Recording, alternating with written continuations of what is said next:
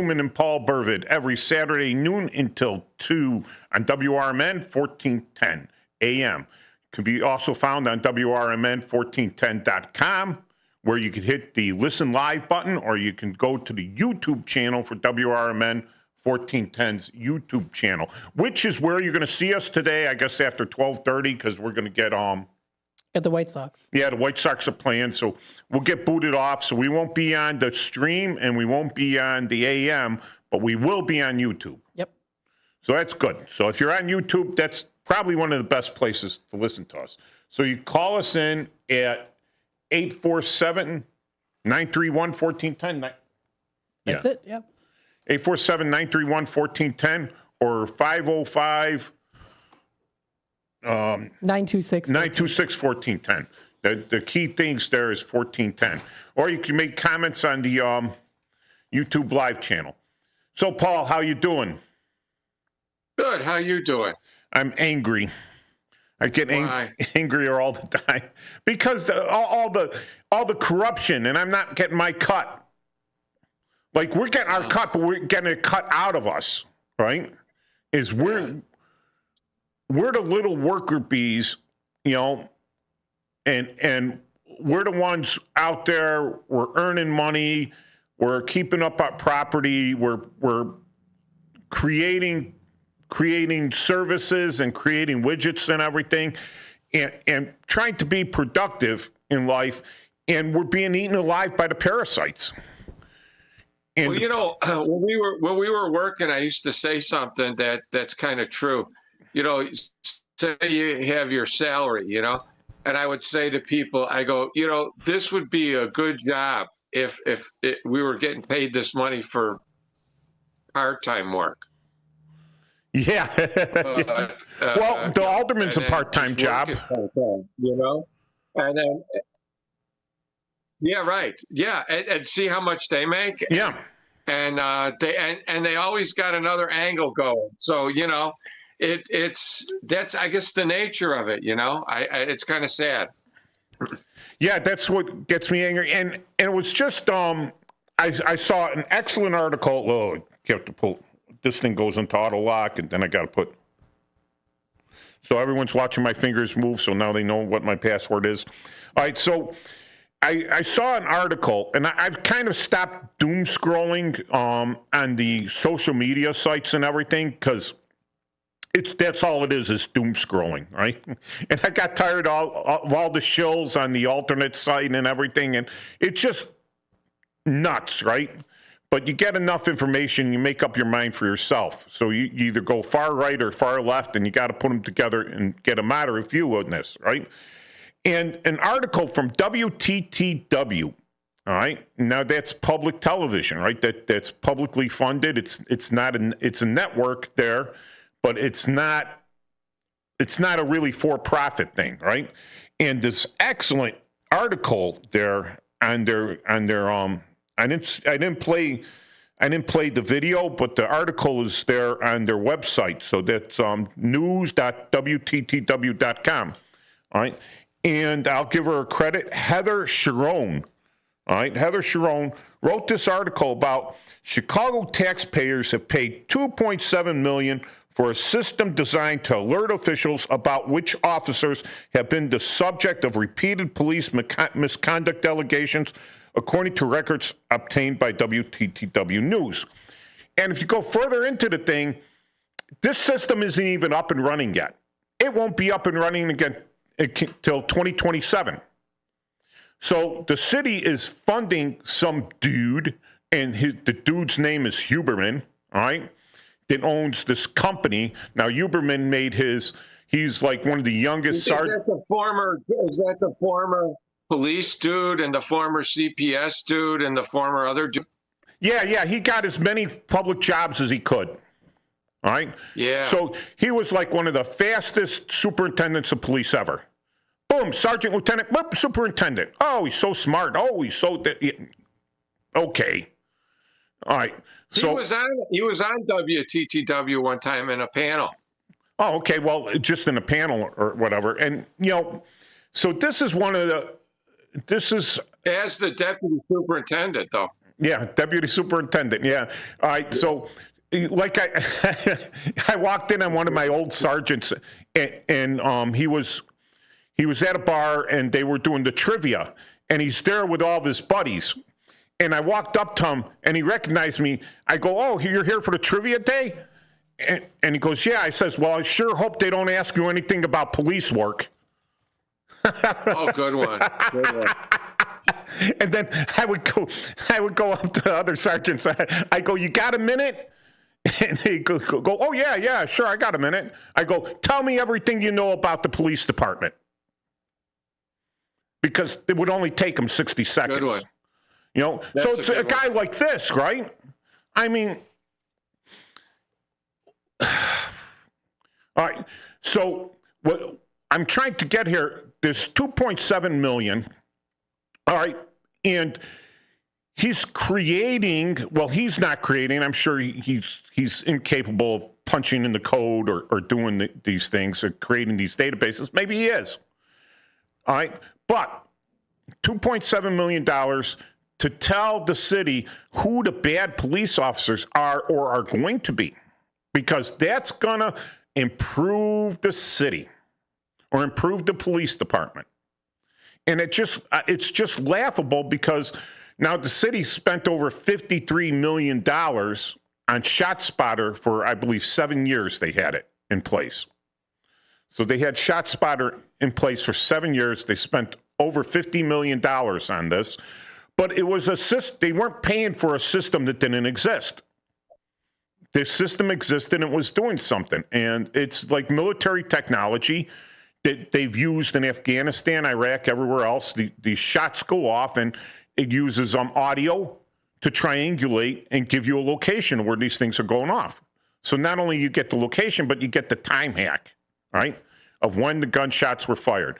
Because you go by 911 calls, and that's a person calling in. God knows how long it took them to get to 911, how long it took them to get a dispatcher and everything to say, "Hey, I heard shots in my area."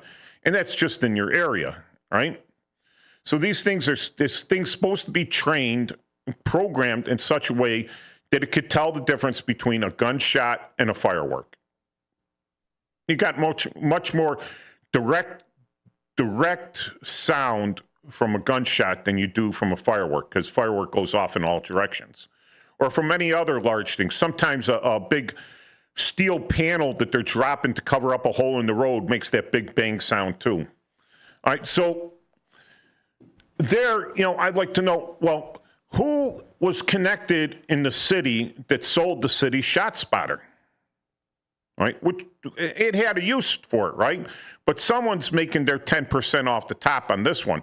This one, here's this guy that worked for the city, that worked for OEC, Office of Emergency Communications and everything, and all of a sudden, he's selling the city a future program, future 2027, and he's taking cash up front to develop this.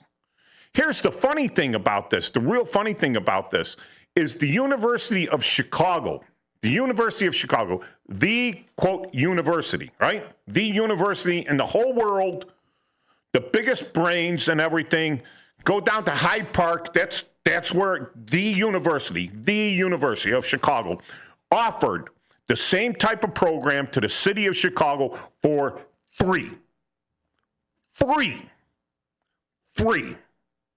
And you got these big brains working on it, and they said, "Hey, this is our database." I'm sure they went into depth on it because having had multiple complaints on me, lots of complaints on me.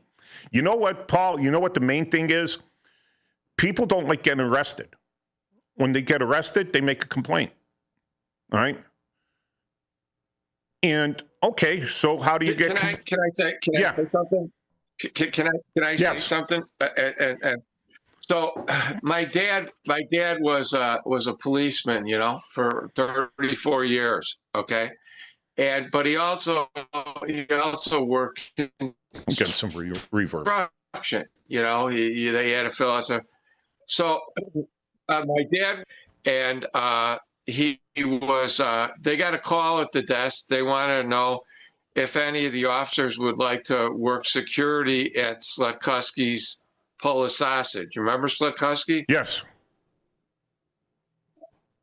Well, he said, yeah, I'll go over there. So he went over there, and long and short of it is he kind of became which was a position of one, but he became the head of security at Slutkovsky's Polish sausage. Okay. And there was a bar on the corner that's also famous in the model train world called Zintex. Do you know what I'm talking about? Yeah. It was opposite corner from Bishop's Chili. So my dad was leaving Slutkovsky's, and 3 Hawaiian dudes who drove their car here from Hawaii. Okay, well, really. It's possible, but I'm sure it wasn't running the whole time when it was on the container ship. Right, but they hit his car. Okay. And he wasn't in uniform; he was off duty, and he stopped him, and he got him into the vestibule at Zintex, and he called the station and everything, and they got charged and everything, and immediately they went down to the district and they wanted to file a complaint on it, and they told them what to do and everything. So needless to say, he had one of these complaints that you're talking about filed against him, right? And then when they went to court representing them, in their traffic case and everything, and I'm not going to mention his name. I think he's since dead, and he didn't know anything about me or anything like that, and they didn't know me because they only knew my father. So I was standing near them, and the lawyer was encouraging them to file the bogus beef. He said, you go forward with that, because that'll help this case disappear. And I came from around the pillar, and I go, Mr. Goldbrick, whatever your name is, I said, you wouldn't be encouraging these people to commit perjury, would you, as a lawyer, an officer of the court?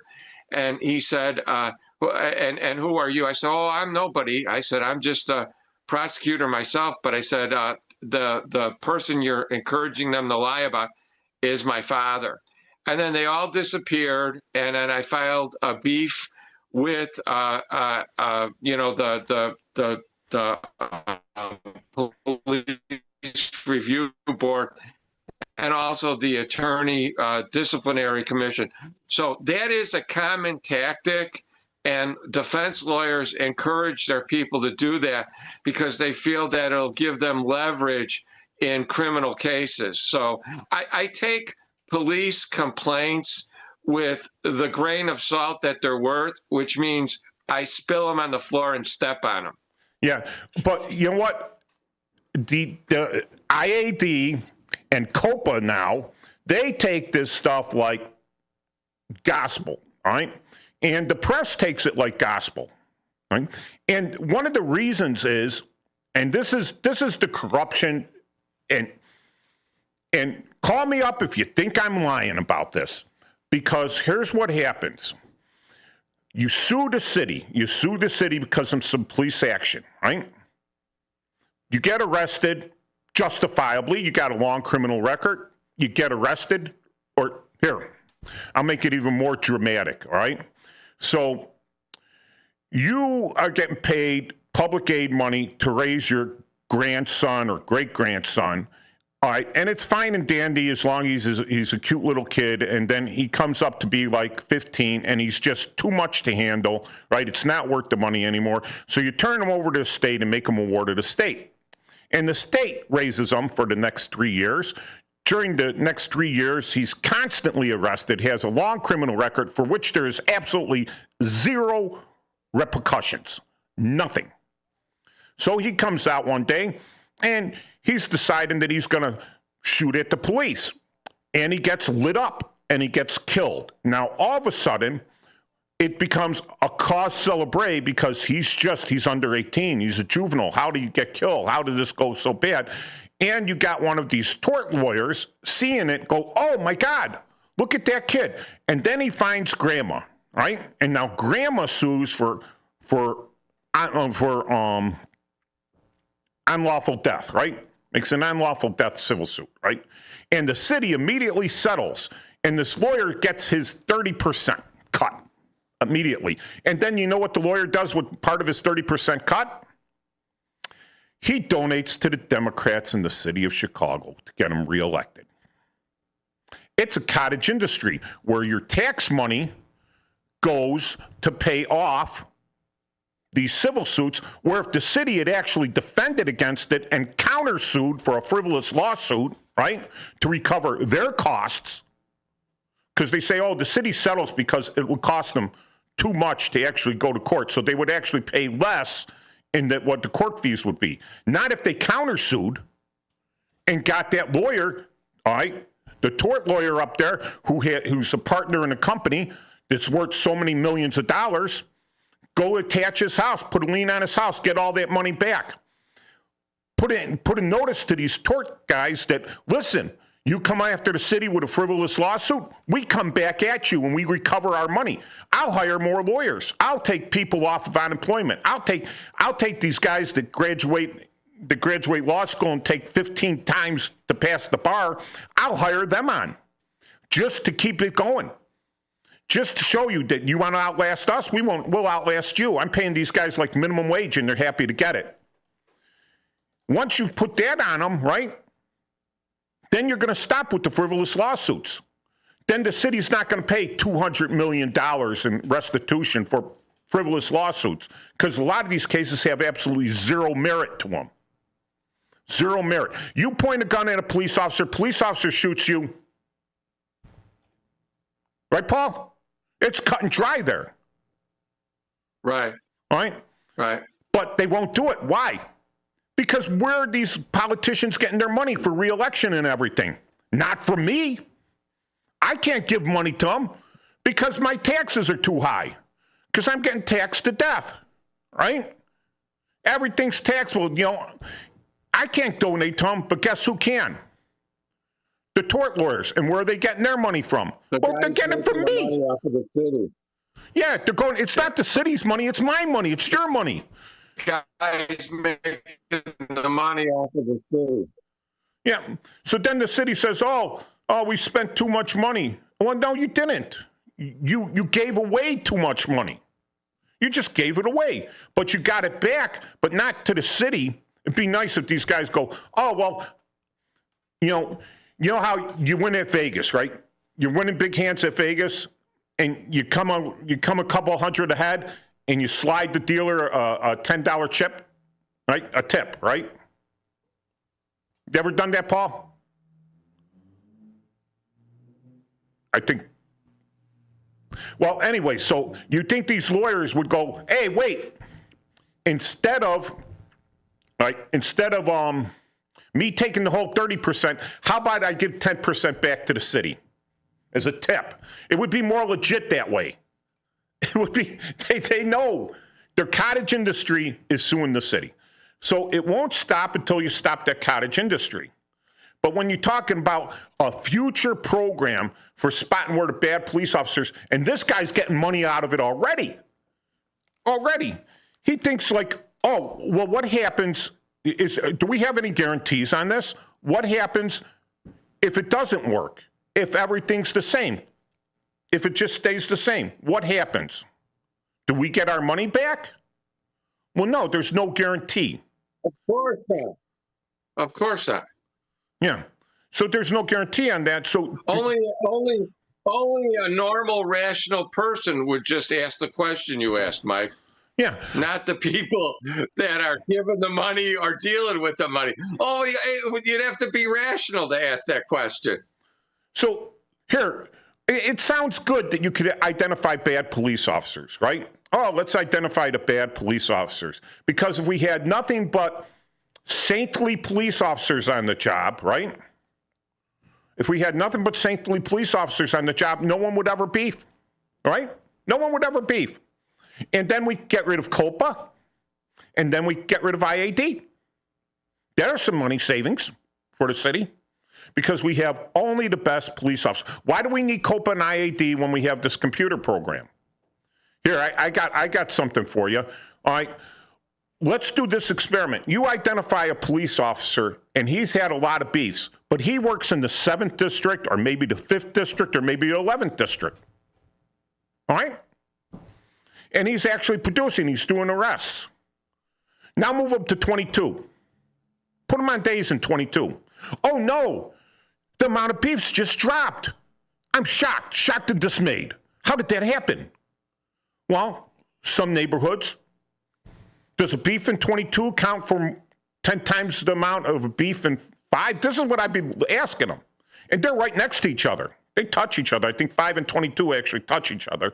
And, hey, dude, does a beef in 22 count for 5 beefs in 5? 3 minutes. And see, this is where I'll call up the flaws of this computer program, of the algorithms they're using. All right? Does a beef on days count as much as a beef on a guy stuck on the midnights? Because midnights, you're dealing with drunk people all the time. Drunk people don't remember what they did. They wake up with that ticket or whatever. They wake up in jail and they say, I didn't do that. And they beef because they don't remember what they did. Here. And then what do you do to correct it? Because I've been a victim of this, right? I've been a victim of the city when they say you got too many beefs, because they don't judge it by the amount of productivity you're doing either. If you're working inside in the CAPS office for the Community Assistant Police Program, and you set up coffee and donuts for old people to come in and talk about their problems in the neighborhood, and you're still a sworn police officer, you're wearing the uniform, you're the face of the police there, you're unlikely to get a beef. They're all happy that you brought them coffee and donuts. You know them all by name. They know you, right? But you're out there fighting with the people on the street, and you're going to get a beef. Where's the algorithms for that? And that's the thing. You got to fight to get an inside job where you're not dealing with the public. If you don't want to deal with the public, why become the police? There you go. So they're spending $2.7 million. They say it costs $250,000 a year with all the benefits, the medical, overtime, and everything else per police officer. You could have hired 10 police officers on that. 10 saintly police officers. Paul, if you're the perfect police officer and you never get beefs and you always do the job by the book, right? You always handle everything without reproach, right? When you have to shoot someone, it's benefit. Would you pay for what they pay a police officer? Would you work for what they pay a police officer? No. Would you? No. No. With your co-hosts Mike Tooman and Paul Burvid, you're not listening to us on 1410 AM because that's the Sox game.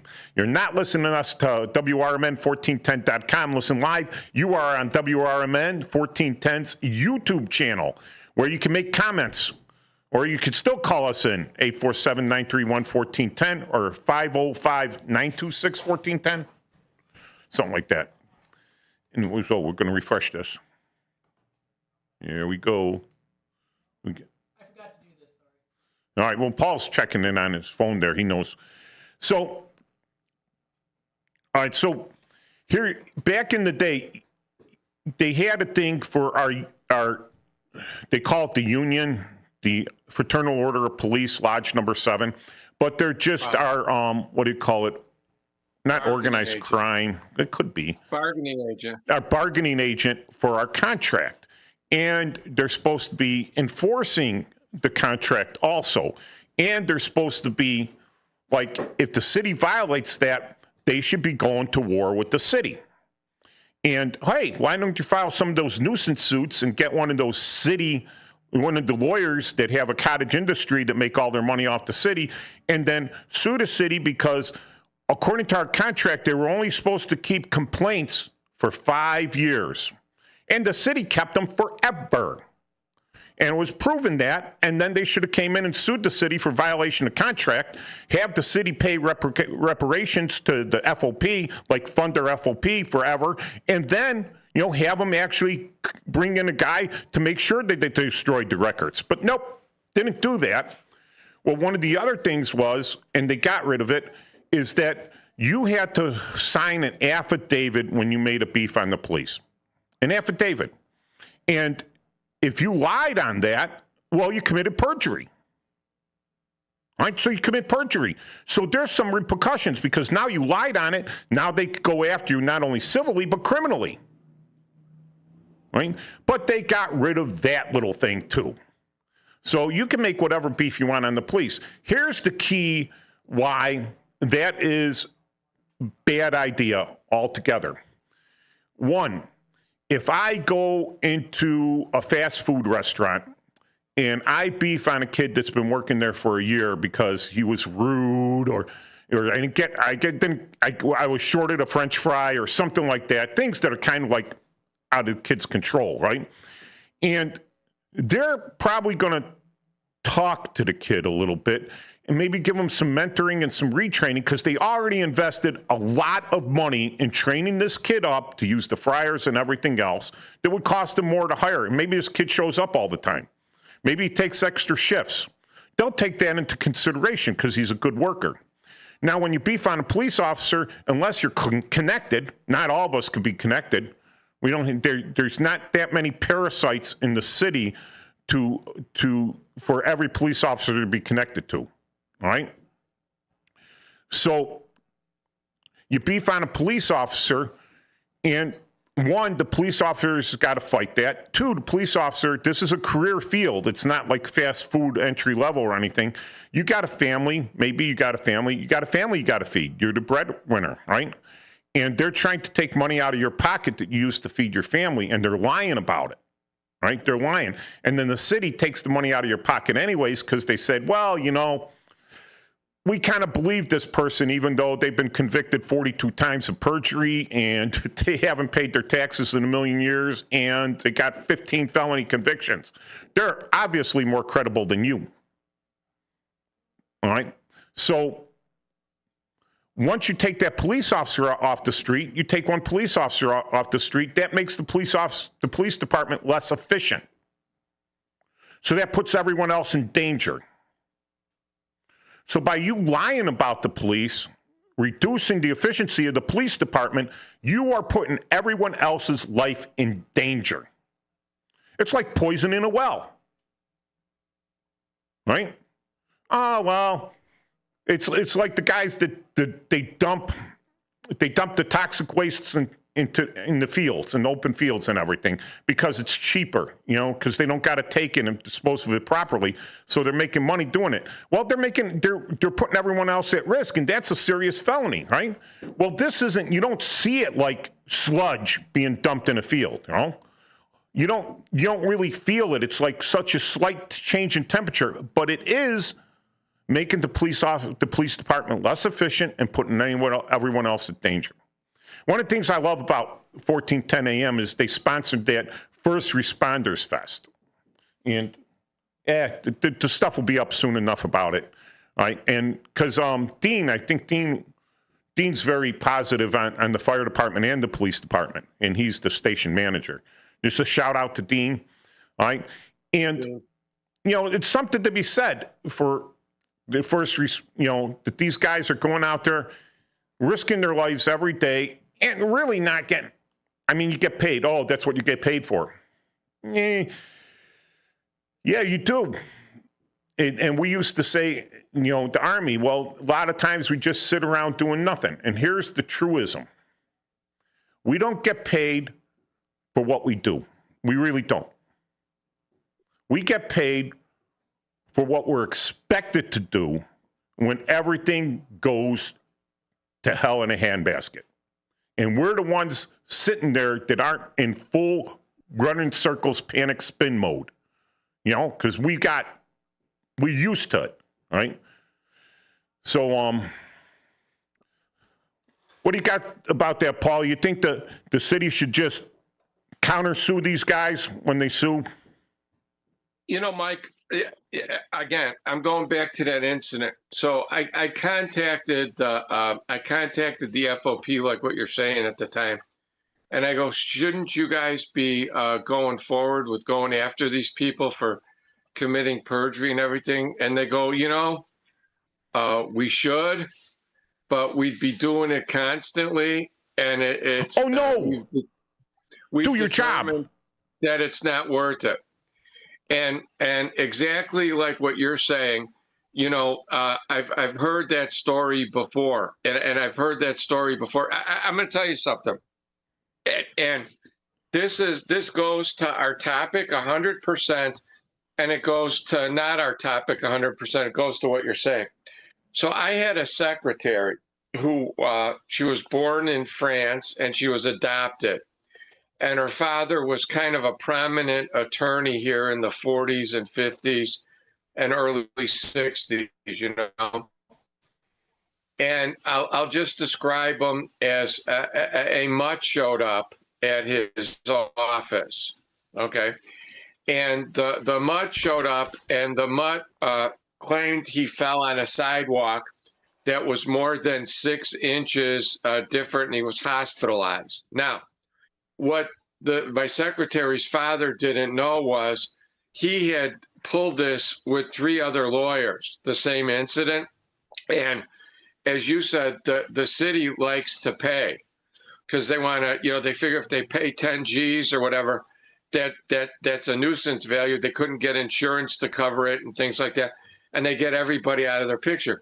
Well, somebody in the corporation counsel's office kind of figured that out. Okay.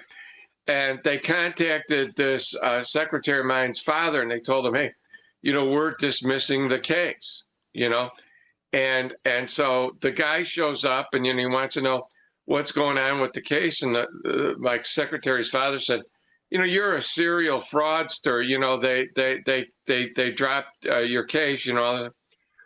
And if you remember, in the 1960s, they used to have these big ashtrays and stuff like that. So the guy at the time was in his like late 60s, early 70s. This mutt proceeded to beat the living heck out of him, broke his arm, gave him a skull fracture, left him for dead, okay, and then ran. His lawyer. Okay. And, you know, it was downtown. Yeah, my secretary's father. And, you know, we were getting the runaround, if you get my drift. You know, we're getting the runaround. And the police, you know, we got a lot of stuff going on and everything. And I go, well, it's not real hard. I mean, the guy's like a veteran, and he had like an appointment because the lawyer knew that. I go, all we got to do is like go to the VA and wait for the guy, you know, and they wouldn't help. So I knew the head of bomb and arson is a friend of mine, and you know he put me in touch with some lieutenant that he knew, some 1st District TAC guys, you know. Yeah. And they said, we'll help you out. So what happened was I was an attorney general. I had nothing to do with this.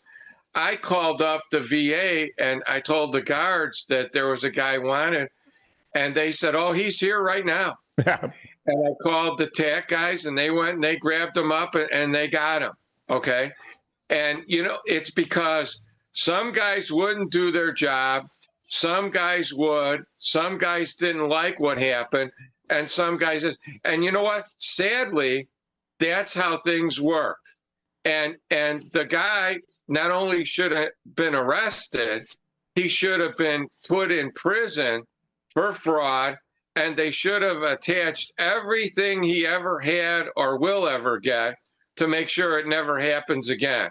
And it should serve as an example to the other mutts out there that once you start doing this, we're going to go after you aggressively and we're going to destroy you.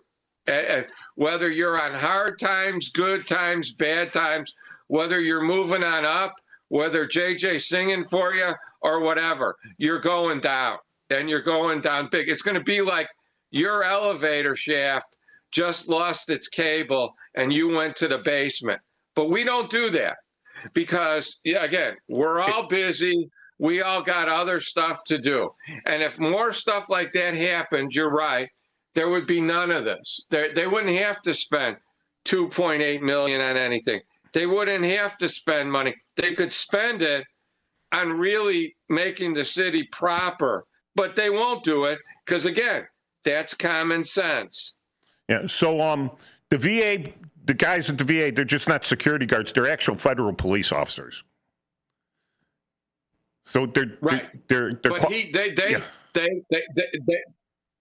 they put him out, and right at the end of the steps was the TAC guys, and they took him, and it was all over with after that. So I had a case, and this girl, it's a party, and the kid had just graduated, the offender had just graduated from Navy boot camp up at Great Lakes.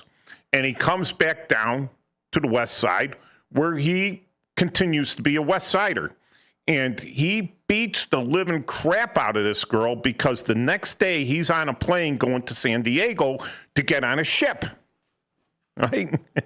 And she comes down and she tells me the story, and she's beaten up. She's got the medical records to prove it. She was in the ER, and you can still see she's beaten up. And I'm like, well, you go down and get a order of protection, and you get a warrant, an arrest warrant for them, but they're not going to give an extradition warrant on that, right? Because she doesn't have any broken bones, right? It's just that she's beaten up. Right, because the city, the felony review in Cook County is weird, right? Any other county, they would have felony approval, all this stuff. But so now I call NCIS, all right, up in Great Lakes, and I tell them this story, and they go, "Oh, we'll handle it." They picked this guy up as he got onto the boat, locked him up, shipped him back to Great Lakes. Commanders masted him. That's courts-martial, right? Courts-martial. And they threw him in prison. All right? I'm like, sometimes it's, but hey, I could have just blown her off. I could have just blown her off on that, right? Now, the great thing is, do I get a beef on that? No, because I didn't lay hands on the kid, because I didn't arrest him, right? Because my name wasn't on, it was only on a supplementary report, right? It was assigned to me, and I closed it out, exceptional arrest made by NCIS, right? So, great, I don't get a beef, but the arrest is made. I lost my train of thought a little bit. Okay, so, talking about, again, now, the predictive thing of when are police officers bad police officers. And okay, so you're going to identify these police officers. And what we call something in the military, you get an idea, now you have to staff it. That's the one thing the politicians never do. Well, they do it once in a while. If they pass a law and their brother-in-law who owes them money, right, has a thing where the law could be on there, then they staff it in such a way, they fund it in such a way that the brother-in-law is going to get the contract so that they could pay them back or whatever, or they could kick into their funds. Well, you identify bad police officers, right? Well, who's at fault here? Is it the police officer, or is it the training I received? Or is it my supervision? All right? And how do I mitigate a guy that I spent a year's worth of training on? I had to pay to train this guy. He had to go to the academy. He had to get state certified and everything. Now it turns out, can he be remediated, or does he have to be fired because the computer system says, well, this guy ain't going to be any good, and they fire him. They find some reason for cause. And believe me, they'll find reason for cause. They will. It's like, you look, I got a beef. This is great beef, right? And the sergeant that put the beef in on me, right? I asked my dad, what's the worst thing you do? Beef on another police officer. Sort of code of silence thing, but, so the bosses didn't like me and my partner too much, but it's my partner took time off, and I'm working myself on the midnights, and they send me out to do the trucks on a residential, which was the chief of patrol's big what do you call it? It was his pet peeve, right? Trucks on a residential. Yeah. All right, his pet peeve. And he lived on our beat, right? So I'm going out. The sergeant says, go right to trucks on the residential. And I go on the radio. I go, okie dokie. Instead of 1099, 1099. I just go, okie dokie. And he immediately goes, time check. When they say time check, they're marking the time. They're marking the time on the tape, right? So now he says, meet with me, right? Before at checkoff. So I wait to the last minute of checkoff, and I got like 8 residentials, parking on residentials. I wait to the last second because we only have to check off to the half hour, right? And I'm there on the half hour. And he says, before you go home, I want a to from as to why you used unauthorized radio communication. All right? Really? Okay. So I sat there, and every time he tried to talk to me, I made a mistake, and I had to start retyping it because we didn't have word processors back then. We had typewriters, right? And I'm not going to handwrite it. I'm going to type it out. So I was there for a full hour of overtime because before I gave him the to from, I had my overtime slip. I says, that was a direct order from you in front of witnesses. And he realized that every time he tried to speed me up, I'd mess up the thing. So it was just, they gave me 2 days. I took 2 days off on that for saying okie dokie on the air. 2 days suspension.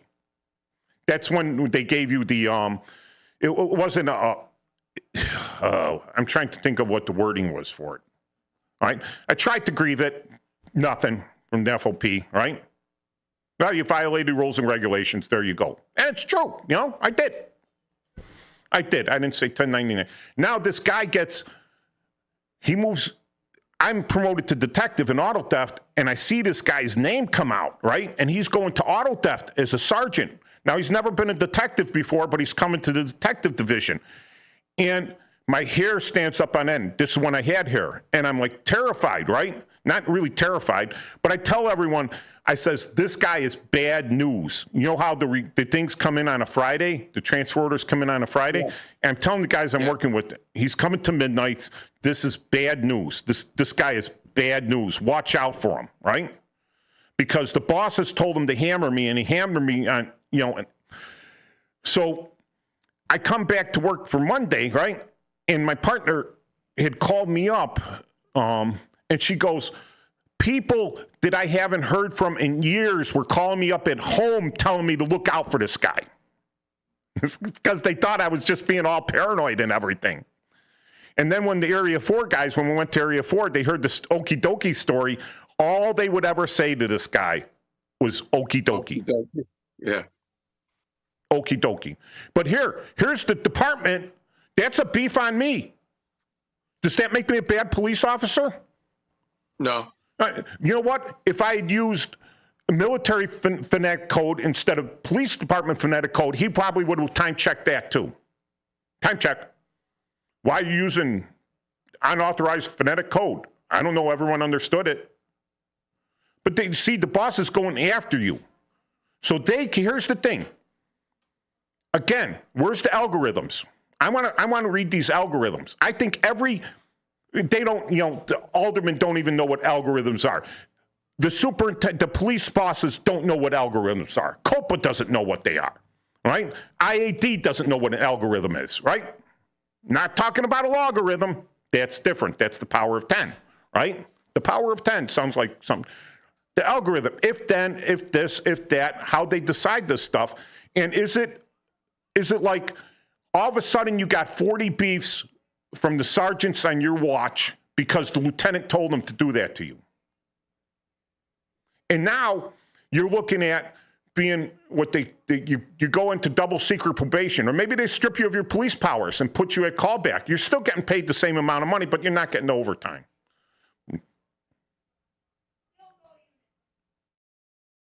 What? This crazy guy out here. Yeah, there he is dancing. All right. So sometimes we just get nice people to come by. Then sometimes we get these guys here.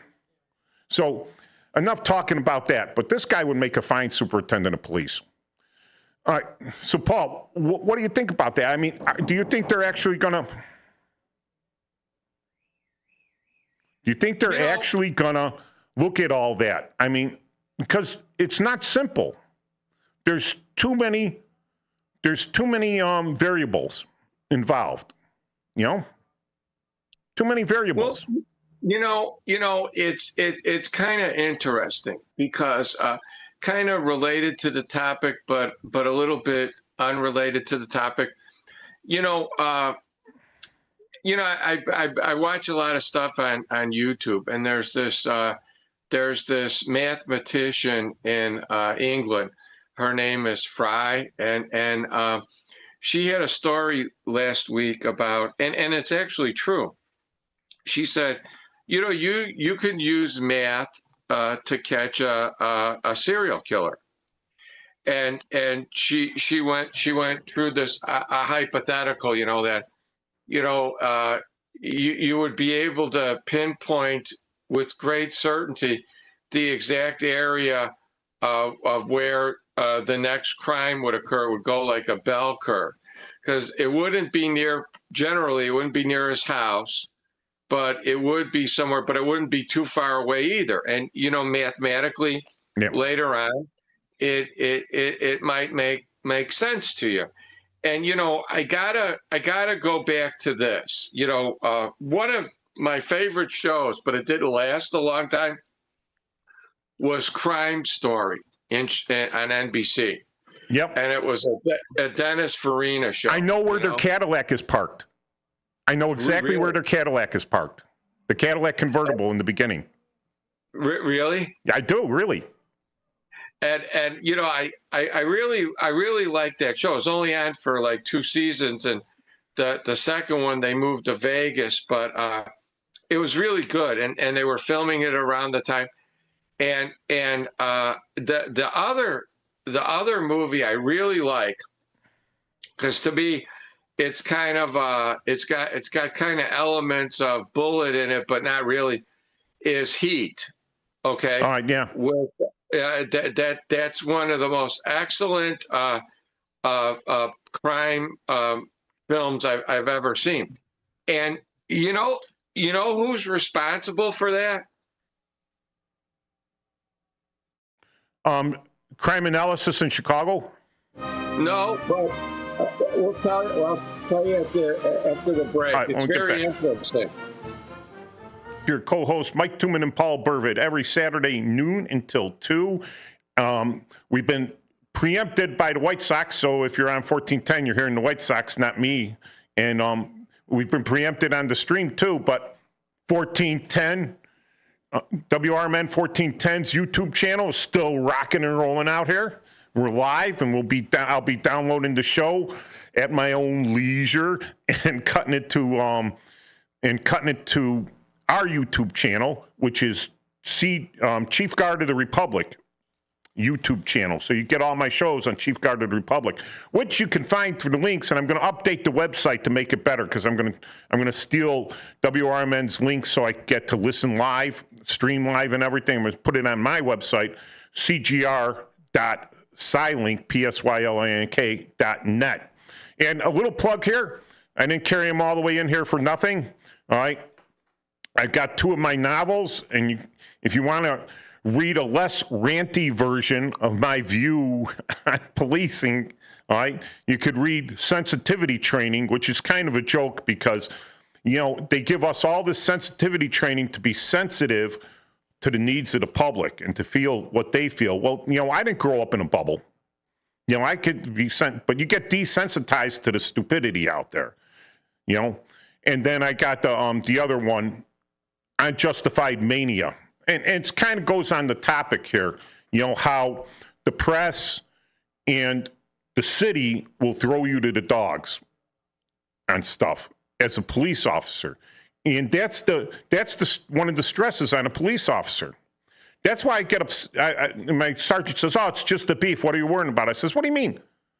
They're stealing money from me. They're trying to steal money from me for something I didn't do, right? And they're going to take food out of my kids' mouths. If I walked into their house and cleaned out their cabinets and the refrigerator of all their food and left, and the police came by and said, "What are you worried about? All he took was food." And they didn't take a report. People would be upset. Rightfully so. All right, so here you go, and we're watching, we've grown up on movies, like you said, Crime Story. They didn't do everything by the book in Crime Story, right? They didn't do everything by the book in all these crime shows. So, okay, Law and Order. They tried, that's ridiculous. Law and Order, I got sick of that because after a while, and it's the same thing because they're spinning, all right? These writers and everything, New York writers, Hollywood writers, or whatever, every third show is about a bad cop. Like 7 million people in New York, they have to go and do shows about the bad police. Well, I wonder why they don't have this program to identify bad coppers. Then they wouldn't have to prosecute them all, right? But people want to see that. So it's been it's kind of a twist. One of the things I've seen in Hollywood doing is they've flipped the script for whatever reason. I could tell you my reasons, but I'm not wearing my tinfoil hat today, so I won't tell you my reasons for this. But they flipped the script on stuff. Like you see all these movies out there with good vampires, all right? Good vampires and good werewolves. They're good. And then they have evil angels. Not demons, angels that are evil, which can't be, right? It can't be, but they're flipping the script. They're trying to make you look like everything good is evil, everything evil is good. And so back in the day, Dirty Harry, Go Ahead, Make My Day, kind of like doing policing slightly outside of the police work, right? Taking proactive, doing stuff a little proactively. And like in Magnum Force was the first one, right, Paul? Dirty Harry was the second one. No. Dirty Harry was the first one. Then came Magnum Force. Then came it was the Enforcer or whatever it was, and then I don't remember what the third one was. Fourth one. Yeah, was that one with Cagney or Lacey? One of those. That was the second. That was third. That was the third one. All right. So in the first movie, the first one was Dirty Harry and his partner, and the guy that was the ransom killer, Scorpio. The second one was the other cops were bad. David Soul and Robert Urich. They were the motorcycle guys that were rogue. Okay, and the head of them was Hal Holbrook, and then the third one was Cagney with Dirty Harry, and then the fourth one was when he that's the one where he used the auto mag in that one. It was like with the Chinatown stuff. So there were four of them. So in the first movie, right off the bat, he's shooting a lot of people, right? Shooting a lot of people. Probably didn't have a good backdrop, but they go back and show that what a great shot he is, so he's unlikely to miss. And until he gets in the last shootout with Scorpio Killer, and he misses like 5 times before he finally hits him at point blank range. Well, he misses him 4 times, wings him, right? But the thing is, right, that during all this, the Scorpio Killer has some guy beat the crap out of him, right? And he blames it on Harry. And the police department puts a boot on Harry. They put a brick on Harry. He gets yelled at and everything. Leave this guy alone. And now the guy's going out and killing more, right? So he flips the thing, and everyone's looking at him. Now, he shot him, and everything. The guy didn't matter. He's taking risk. He got shot, right? And then I think the next thing he does is he throws his badge into the lake, right? He's like sick of it. But then he had to make what his badge number was? It wasn't 3074. No, it was 2211. 2211. That's a boss badge. In Chicago, that would be a boss badge. He was an inspector. He was an inspector. That's what they call their detectives. But yeah, so yeah. People used to love to see what the other one, with Mel Gibson, the one, other than right after he did Mad Max, he started doing the psycho police thing. Detective Riggs. What? Yeah, Detective Riggs. Riggs. But what was the name of the movie? These things don't stay in my brain. I know it wasn't 48 hours or anything, but it shows you that people love these out of control, half mentally disturbed police officers. Is it Lethal Weapon? Lethal Weapon, that's it. Lethal Weapon, right? Lethal Weapon. Yeah. Mentally disturbed police officers, like myself, And in Hollywood, they love them. On the street, not so much. It doesn't work on the street, right? Unless you're in private with no cameras, it doesn't work, right? Because they beef and the public is appalled. I'm appalled. I'm going to go, they're appalled at you. They beef on you. You're going to take a suspension because you use strong language. Right? And they go right there and they pay $20 to see Lethal Weapon. They pay $20 to see Dirty Harry. They buy the Blu-ray. They watch it over and over, and they're like, "Oh, Clint Eastwood. Oh, Mel Gibson." I was going to say Mel Brooks. I'm surprised Mel Brooks never did a police movie, did he? Because that would be funny. Anyway, you know what I say, Paul? It's like people like to live. They love those movies. Those movies make millions of dollars. You want to make all these Hollywood actors always. They're anti-establishment. They're like High Noon. They're the anti-Western Western. It's alternative reality. And I used to say something. I used to say that I always thought that these movies weren't real. That Dirty Harry and all that wasn't real until actually stuff like that would happen to me, and then I realized it is real. So people would try to set you up. Your own people wouldn't back you up. Your own people, left you out to dry. The last Dirty Harry movie was the Deadpool. So it was Dirty Deadpool. Harry, Mag Force, the Enforcer, and Deadpool. The sudden was Sudden Impact. It was Sudden Impact. Yeah, so they said the Automag was probably one of the worst automatics ever made. Yeah. Pricing They're worth a lot of money, though. Because they only made so many of them. They stopped making them. Because you take a rimmed cartridge, if it's not a 22 automatic, a 22 long rifle, take a rimmed cartridge, it doesn't work too well, especially in a pistol. Right. For an automatic. Right. But okay, so now another movie, talking about movies here like we're movie critics, right? But one that's like almost prophetic, right, is Demolition Man with Sylvester Stallone, right? So Sylvester Stallone gets set up, right? And he's in there, he's the high-speed SWAT tech guy, and he's been tracing this super criminal on the level of the Joker in Batman, right? So it starts like that same level. And the guy, what is his name? He played Blade. Wesley Snipes. Wesley Snipes, the guy that can't pay his taxes, yeah. So Wesley Snipes, it does a great job because he's really on that comic book Joker level. But he sets them up, and they both go to prison, right? They both go to this prison where they cryo-freeze them, right? And they wake up in a new and beautiful world, right? Where one guy wants ultimate control, so he's trying to get rid of the underground, right? So he brings back this chaotic guy, the Joker-esque, the Wesley Snipes guy, right? And he's going to have him take out his opposition, right? Take it out.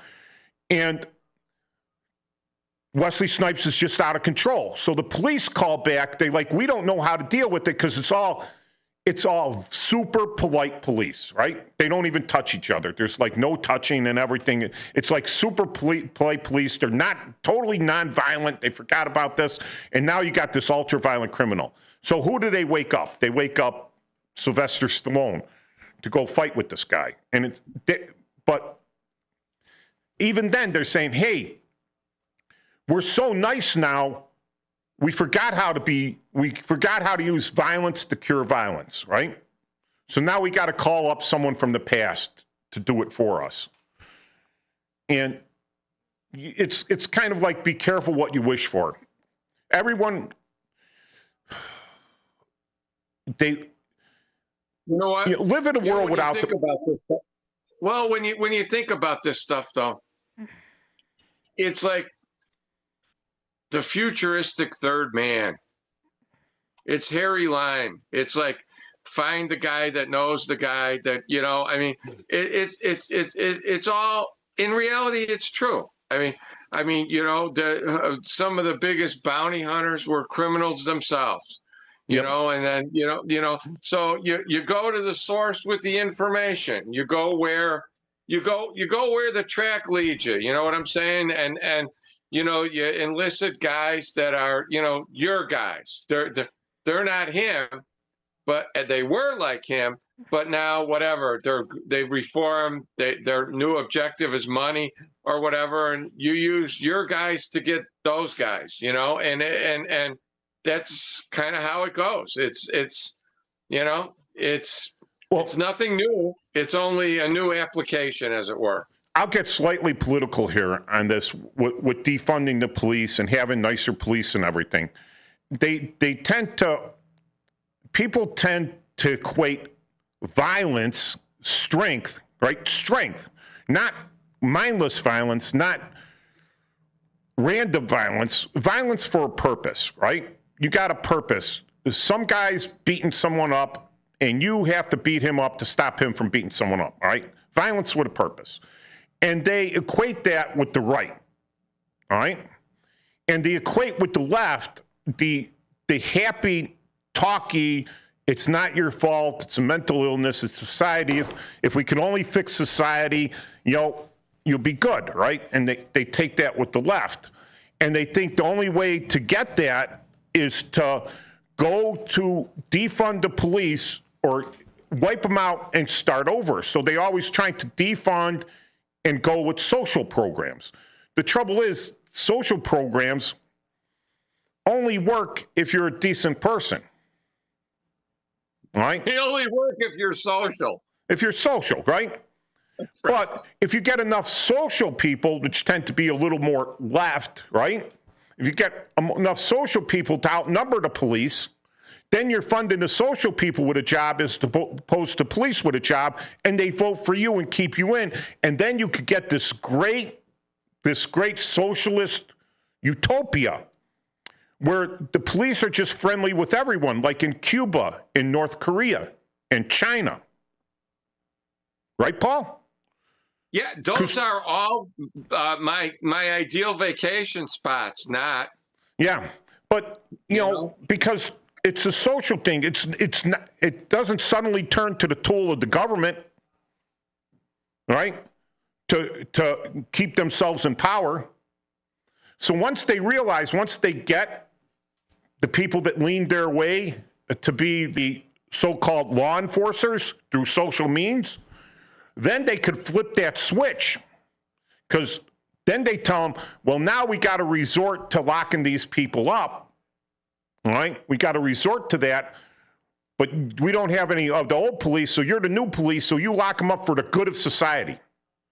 And so now, if you don't have the right political think, you're getting locked up.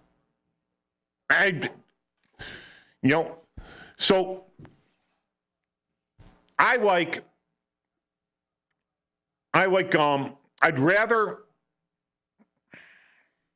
have someone get locked up for committing violence rather than get locked up for posting a meme or for saying something off color. All right? I'd rather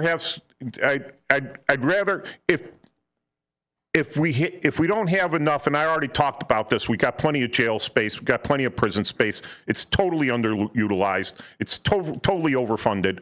Right? They put 6 of those guys in a cell, let them slug it out because their lawyers said they wouldn't hurt a fly. How would I know? They said they wouldn't hurt a fly. I put all 6 of those murderers together, and 1 was left in the cell the next day. The other 5 were dead.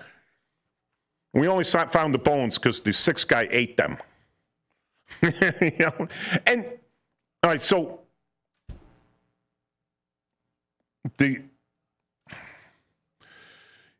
if you take all the nonviolent criminals out, all right, nonviolence, if you take the thought criminals out of the prison and replace them with violent criminals. Now, yes, property crimes can be a crime of violence. As I was saying, when someone beefs on me and I take a suspension and I don't have the money to buy groceries for the month for my kids, right?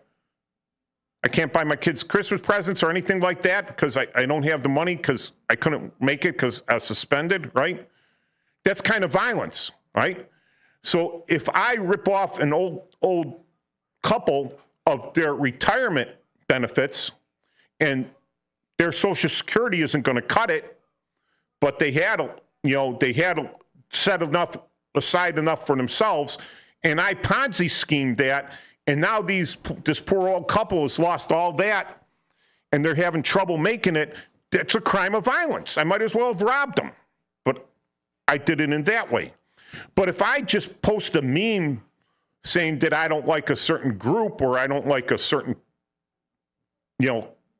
car color or something, and they go, oh, look at that, hate speech. You're inciting violence by your hate speech, so we're going to get you on an inciting violence, disorderly conduct, and we're going to throw you in jail.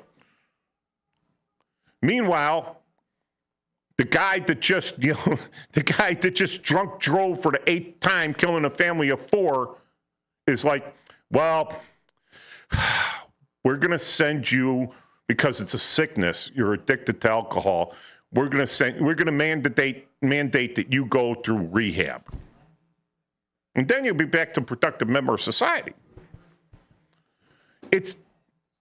That makes no sense, It makes no sense. Because then the guy goes out, they had another one. The guy did getting 3 years of jail time. Finally, after his 10th DUI, he's getting 3 years of jail time. This is like, I think, in California. After his 10th DUI, not the 10th time hurting anyone, because he's hurt people before, but the 10th time he finally kills someone. Right?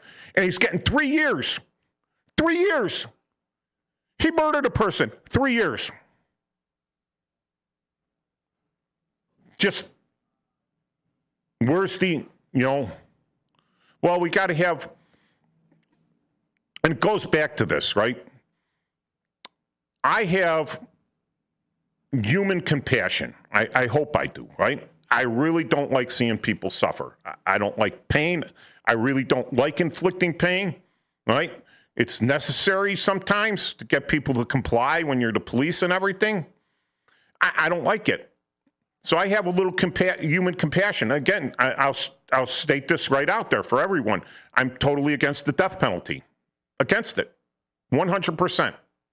Against it. In any case, and it's sad, but in any case, I'm against the death penalty. Right? I have some human compassion there. But compassion for the guilty is terrorism on the innocent. Because you're releasing a violent person on innocent people yet again. So you're terrorizing them with your policies.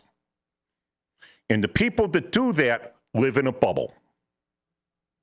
They go to their mansion, which is gated, in a gated community with private security, right? And the private security lays hands on these people, and then they call the local police to come get them. And when the people beef on the private security, nothing happens. Nothing happens, And so they live in this bubble. They never have to deal with the police. It's only secondhanded, right? And they're like, okay, well, it didn't affect me. I'm going to have compassion on this person. I'm going to feel better about myself because I had compassion. But all the people that don't live in your bubble are now, again, like I said, not only do you weaken the police force that puts everyone else in danger, right? But now you strengthen the criminals, which weakens it further. So you have activist jurists, right? And you have activist politicians, and both levels, like, both levels making the world a more dangerous place. You know, you want to have your legacy, and you want to say, hey, what did you do to make the world a better place? You know?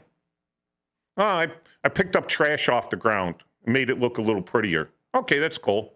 Well, what did you do? I had compassion on a serial killer, and I released him, and he had a couple good days, then he murdered 3 more people. There's your legacy for you. We've got a Republic Radio show with your co-hosts Mike Tuman and Paul Burvid every Saturday, noon until 2, and today we're only on YouTube.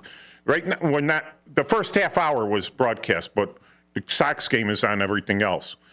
But okay, so let me put in the plug.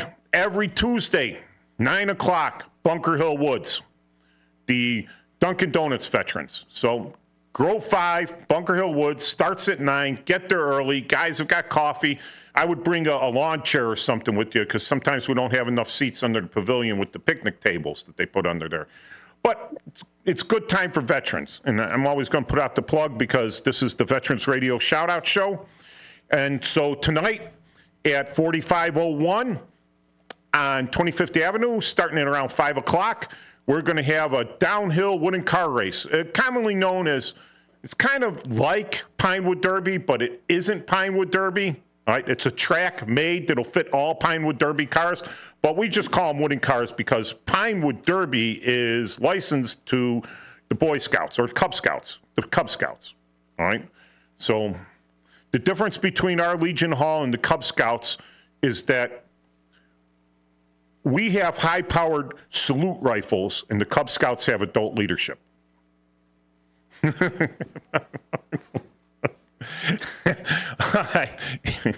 So we'll have the track set up. Come on by, bring your car. We'll have a couple loaner cars. There'll be some hot dogs and some beverages, and we'll be out in the parking lot outside because it's going to be good weather. It's just going to be all in all good time. So a little caveat to the okie dokie story. So the sergeant, you know, I go to the car to have the sergeant tell me what I did wrong and everything. He's sitting in his car. I think he was over on Kedzie Avenue. And I'm standing out. So he won't get out of his car. I get out of my car and walk up to him. And he is smoking a cigarette. And he's got a boom box. This is the old days when they didn't leave the radios in the squad cars, right? So he's got a boom box for his AM, FM, or whatever, his tapes, or whatever he's listening to books on tapes or whatever. Both of these things are against department policy. Smoking in public and having that electronic device in your car because it's distracting, especially for a sergeant who should be listening to the police radio at all times, right? So that's the first thing I put in my report on why I said okie dokie, is that the sergeant, while smoking a cigarette in full public view with a boombox on the passenger seat next to him, right, told me to write this to from as to why I used improper radio procedures by saying okie dokie. He was pissed. He was pissed. He wanted that taken out of there. I said, why should I? It's a statement of fact. It's an absolute statement of fact. It's my to from. You know, but still, I don't know if they suspended him for it.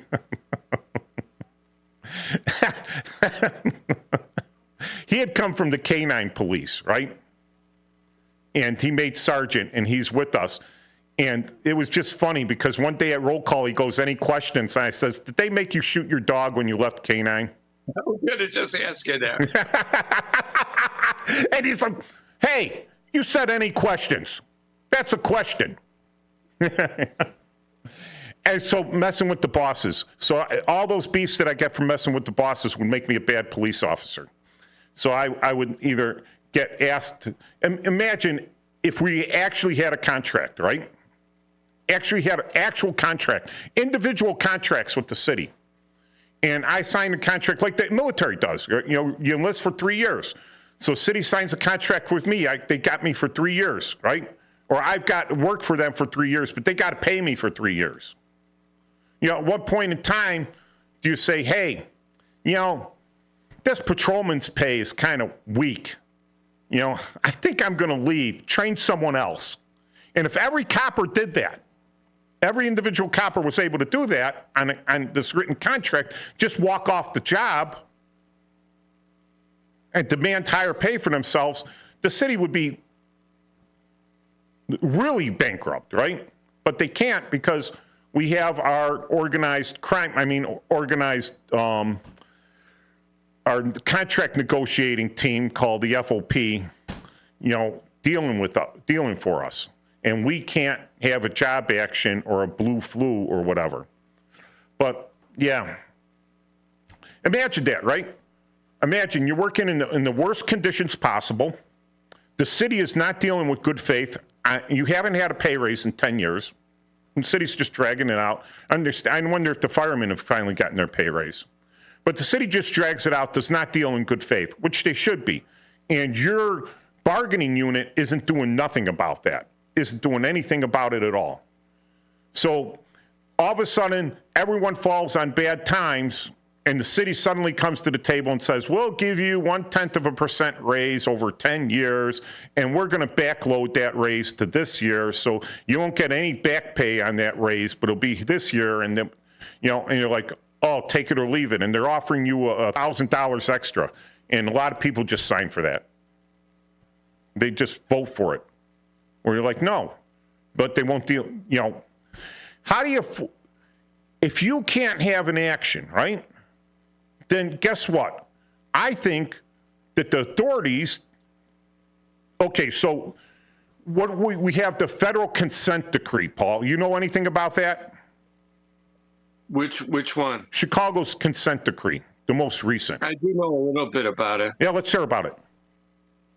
Well, I know that they're that to get out of some do-gooder type lawsuits that they had a decree that was overseen by a federal judge to make sure that they were following procedures and that they were the procedures for the consent decree, and that they were going to do certain training, and that they were going to have certain parameters that had to be met, and that they were going to deal with offenders in a certain way. All right, so here's one thing. They got all that thing, you know, telling us what we have to do and everything. But when it comes to the contract negotiation, to decent working conditions, you know, to decent working conditions, to at least decent pay, to some other protections that you should have, right? There should be a federal judge that's going to slam the city when the city's, you're like, dude, you're not coming to the table. You're making unreasonable requests. I look at it, it's unreasonable. You do that again, and I'm going to issue a contract in favor of the union. You know, whatever the union puts in front of me, I'm going to order that you have to pay it as a judge. But that's not it. That doesn't happen. So all these things you have to do, but I don't have to do anything for you. And that's what I'm talking about, is that they don't staff it. They don't fund it. They tell me what I have to do, but they won't fund it. Sure, I got to give all this training. Where's the money? Well, here's the federal money. Oh, thank you. I'll give all the training then. Saves me a lot of hassle. Oh, no, you got to find it somewhere else in your budget. Well, it wasn't the union contracts, the FOP contracts, that raised the pay and raised the cost of the police department. It was this consent decree. And they have to increase the department's budget because they have to provide more training.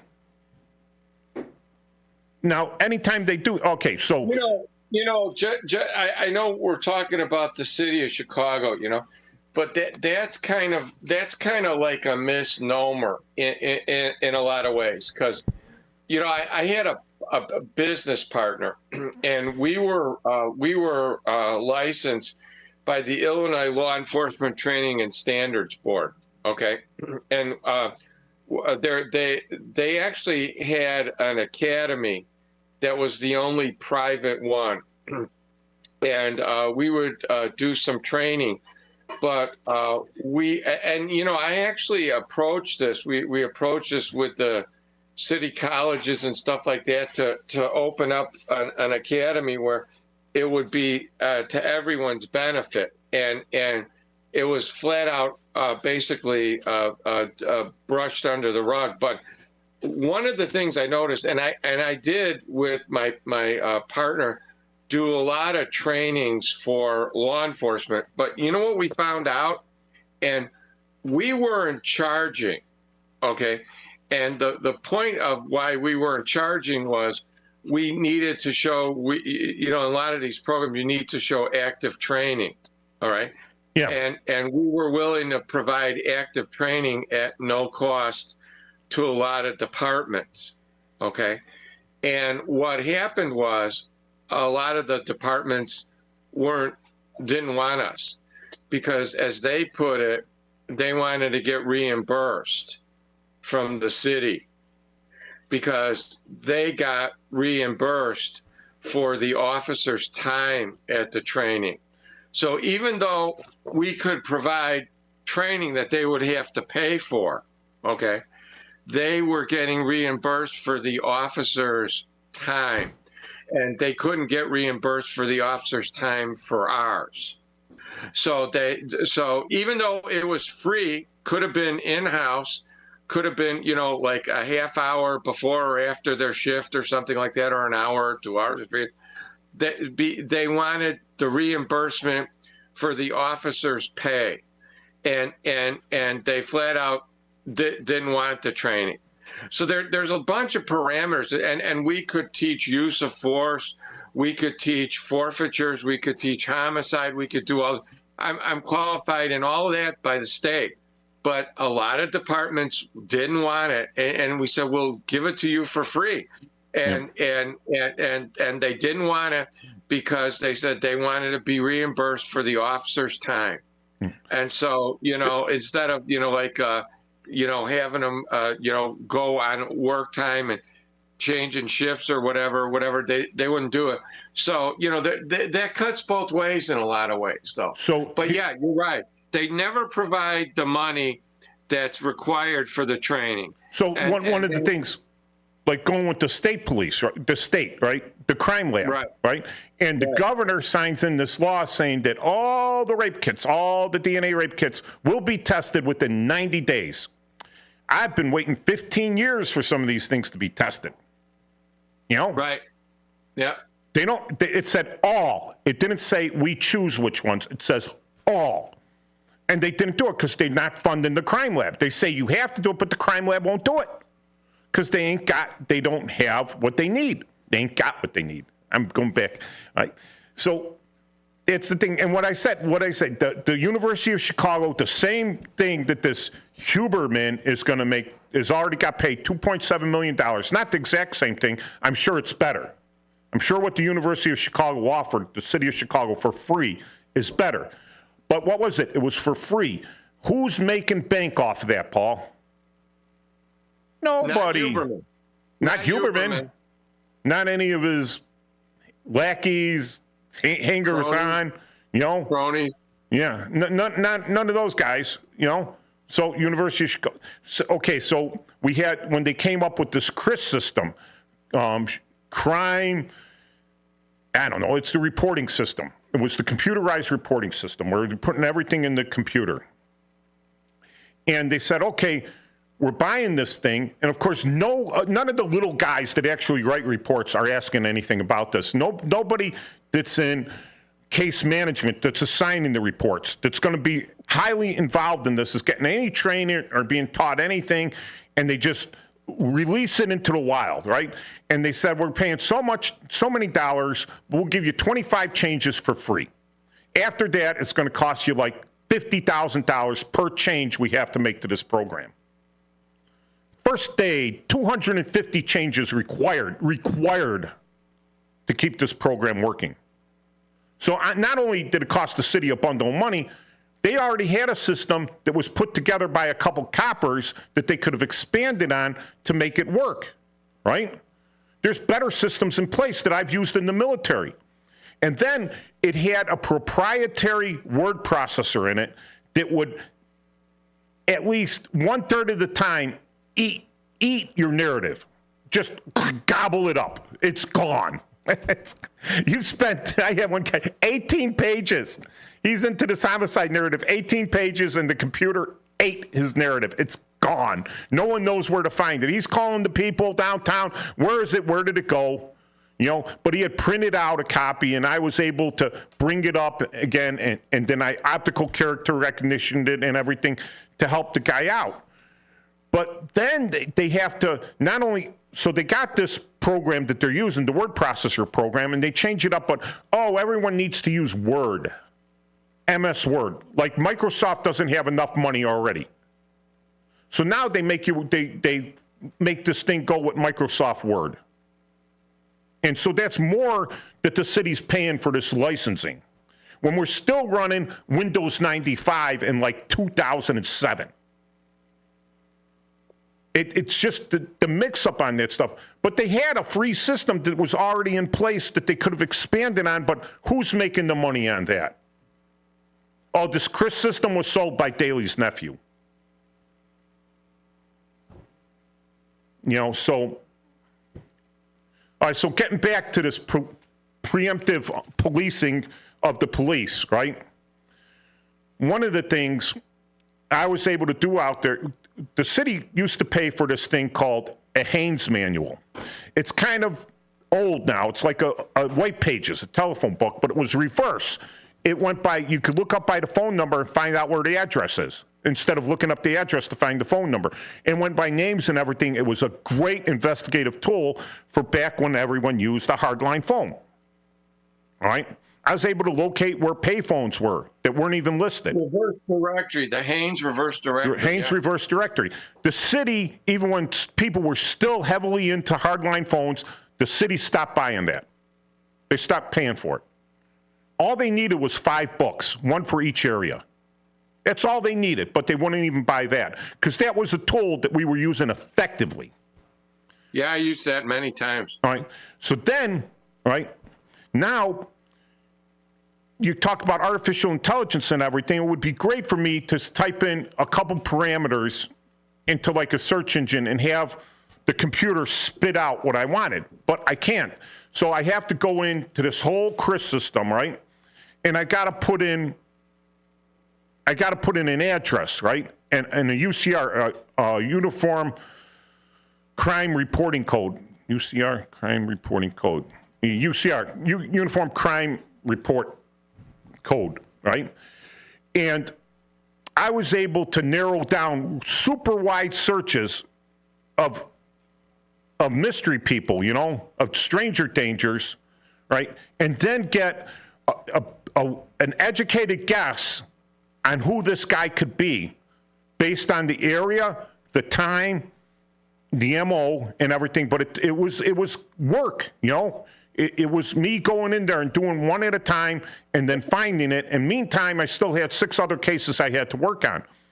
But is the city working on any of this AI technology to pass on to the detectives? Nope, not as far as I know. I've never heard of it. The other thing we had, Nexus Lexus, right? You've heard of that, right? It's out there. I guess I'm giving a plug. There's other databases out there that you could pay for access to, and you put in a guy's name, and you'll end up with his social security number, his birth date, you know, the last 20 places he lived, you know, whether he's got any arrests or any of that stuff, which was good for missing persons. The city had 1 license per area for that. And you had to go beg the sergeant, and he'd go, what do you need it for? Oh, to solve crime. Oh, I thought you were looking. Well, there were some people misusing it. But you know what? The people that were misusing it weren't the ones it was intended for. So just cut them off, but they cut everyone off. And I said this about the Army, with the classified material. One guy messes it up and they make it harder on everyone to try to prevent the one guy who's going to mess up again. It's just going to happen again. But they've made it more complicated and they've made it less efficient and they made the...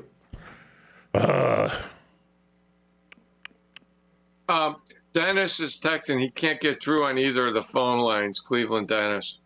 You can't? No. If he wants to try again, Okay. Yeah. have him try Dennis, again. try again if you can. Matt's here, so... Yeah, well, we've got a couple minutes left. I'd like to hear from Cleveland Dennis. I didn't know Cleveland Dennis was 6'3". Does he sound that big on the air to you, Paul? He's very formidable. Yeah, he's only a couple pixels on his YouTube chat. Yeah, but yeah, so hey, you're spending all this money, to try to find one or two bad coppers. If you spent all that money to find a couple thousand bad actors in public, the crime would go down. It'd be a safer place. And they're always like, well, we don't want people to be afraid of police. Paul? In Russia. Officer friendly. Yeah, well, why'd they eliminate the officer-friendly program? Because it was effective. It was effective, yeah. So, like, in Russia, I think the police departments, this is my belief, right? That the only time you should call the police is when there is zero recourse. That there's nothing. That this is the last chance. This is your last opportunity. You're back to the wall. You're out of ammunition. Your bayonet is broken. You're there. Now you call 911 because when the police come in Russia, that's the way they're treating the situation. Like, that's it. End of story. We're here. We're going to crash your whole building. We're going to beat everyone to the ground, and then we'll sort it out. We'll sort it out. Right? So if people thought more like that about the police, there'd be less BS calls, and the police would be able to do their job of trouncing crime. Okay, we got Dennis. Bring Dennis on. Yeah, I got. Hey, Dennis. Yeah, hi. I got the White Sox game there for a minute. Yeah, but we're on YouTube only. The White Sox. I know, but I'm just telling you, when I call the phone number, I get the White Sox game. Oh, that's but because you answered. That's because they're streaming. The White Sox are streaming. All right. So when you call up on the phone and you put on hold or whatever, or you're waiting to get an answer, well, they're going to play whatever's playing on the radio. All right. So the White Sox are playing on the radio. So that's what you're getting. It's like their hold music. Does the station offer classes for its loyal listeners to understand that? No, but I'm not complaining. I'm watching the game on the TV while I'm hearing you guys talk. Well, here's one thing I want to say. When you're talking about all these city departments and, Chicago entities, all governmental, OGAs, other governmental agencies, I deal with them on the federal level. Oh, yeah. All the time. And, we need to give them less tax money.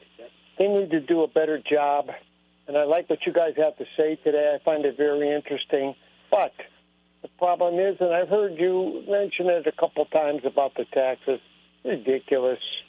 It's ridiculous. And I'm not protesting, but I'll have one in the near future. Just calling in to say hi in a way, and at the same time, let you know I do appreciate the message that you provide every Saturday. All right. Thanks, Dennis. So one of the things to kick that in, like with tax dollars and everything, and the way the city is dishonest and not even working in good faith, right? Yeah, 3 minutes. So when I was in auto theft, greatest unit ever. Oh, my God, what a great unit. just fantastic. I loved auto theft. But the city was desperately short of detectives. And again, they don't want to give the test. They don't want to promote people because if you promote detectives, what do you have less of? Patrolmen. Patrolman. So now you got to hire more patrolmen to replace the patrolman that made detective, right? But you're short of detectives. So they had this auto theft unit, and we were pretty much funded by one guy who called all the insurance companies and everything and was getting grants to the city of Chicago, which went to fund the auto theft section. So we're paid, the detectives are paid by these grants. Then the secretaries that work there are paid by these grants. Our cars are funded by the grants and everything, right? Because we're auto theft detectives. We have our auto theft section. And then they said, oh, well, we're moving the auto theft detectives to the areas. They're going to work out of the area instead of working out of Central Auto. Guess how many auto theft cases I did in the area, Paul? Zero. Zero. I get there the first night. It's a triple homicide. We'll go out and handle it. Okay. Does it involve a stolen car? I'm the auto dick. And they're like, just go handle it. Shut up. So I think they're still taking those grants for 2 years before these insurance companies finally caught on.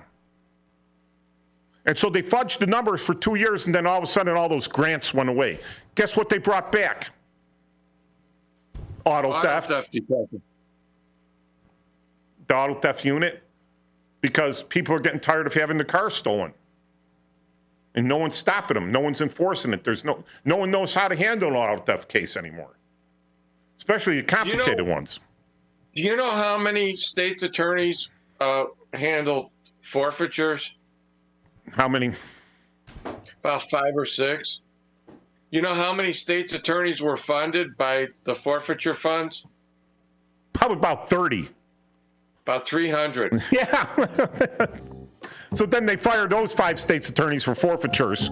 They make them do regular work, and they're like, oh, well, how come we're short of money now? Well, all right, so. Happy Father's Day, everybody. Happy Father's Day. Good luck to the winner of the wooden races. Yep. All right. You're welcome to come by, Paul. All right. All right. Take care. Bye.